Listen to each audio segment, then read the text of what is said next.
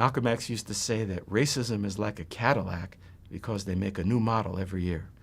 And you can't fix a 1980 Cadillac with a 1970 owner's manual, but it's still a Cadillac, and there's some things that you know about it. It's big, it's wasteful, it can be destructive in the wrong hands. And so we like to think of racism not just as something that happened one time in the past or not something that takes one form.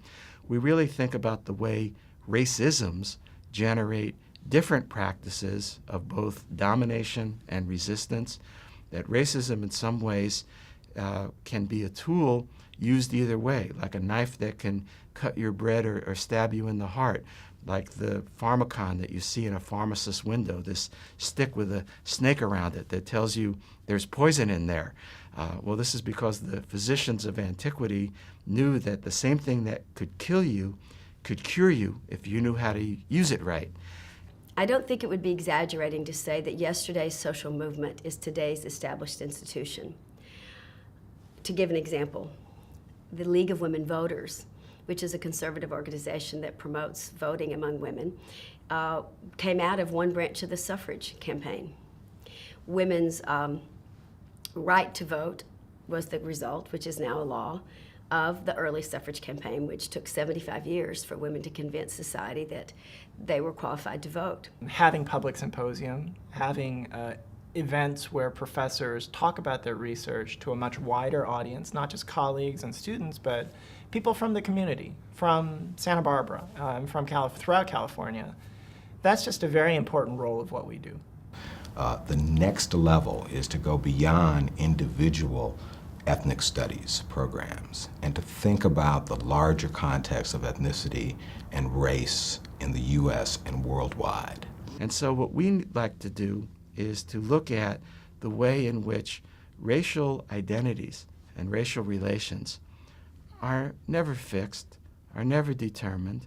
They're never only one thing. There's not a racism, there are racisms. And there aren't people who are raced in one way.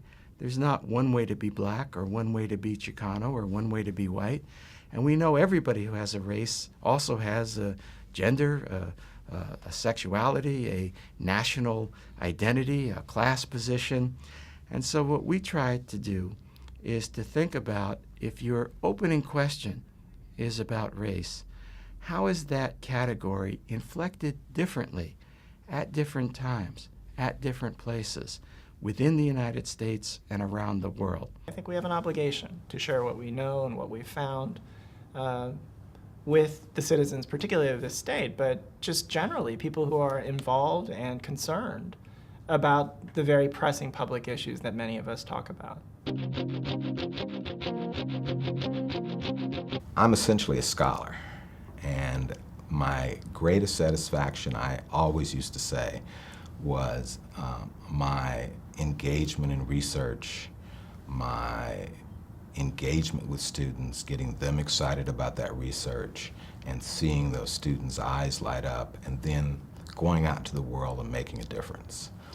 And I have to say that I've changed that focus somewhat over the years. As the past 10 years I've been involved in mainly administration. And now my greatest satisfaction comes from seeing my faculty and the students that they work with being emboldened to do new things, to develop new programs. And so I've kind of become more of a facilitator for others than an active creator in my own role.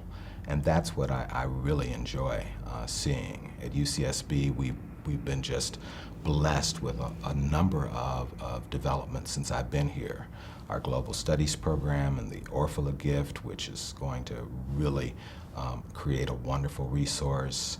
The Nanotechnology and Society Initiative, which is starting to take off. The development of the Center for New Racial Studies. These are all things that, I can't do. The faculty can do it, but I can help facilitate it, and that's what I get excited about.